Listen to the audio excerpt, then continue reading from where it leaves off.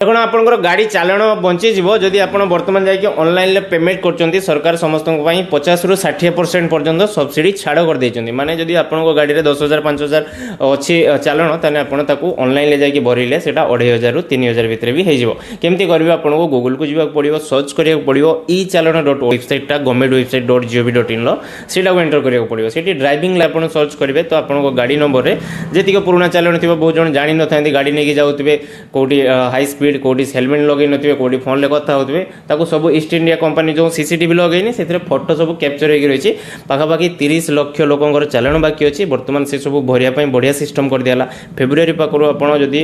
Pollution न करते आपको पुणी फाइन पड़ो आ पल्यूसन करने आपको सब जाक चालाण काटा पड़ो सहित आपको सब्सिडी भी मिलगला आप करूँ या नहीं जदि आपने बर्तमान चुप रही आगे एमती गोटे पर गोटे नुआ नियम आसो आप मानिया बाध्य हे कि मोर कहबार कथा जदि चालाण न दबा समस्ते कौन हम से कमेंट सेक्शन निहाती जनातु। जय जगन्नाथ।